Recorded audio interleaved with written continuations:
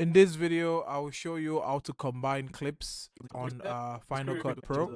And if you find this video helpful, please do not forget to like and subscribe. Now, to combine a clip, what you're going to do is you're going to select the clip that you want to combine. And once you select the clips, you're going to right click on one of the selected clip and you're going to choose new compound clip. Now, once you do that, you can name the clip to whatever name you want, and we click on OK. You realize the selected clips that you chose becomes one compound clip.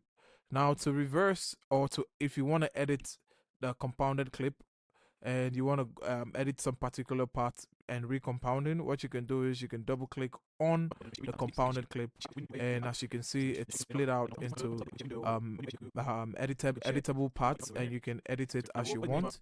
Now, that's how to combine clips on Final Cut Pro. If you find this video helpful, please do not forget to like and subscribe, and I'll see you in the next one.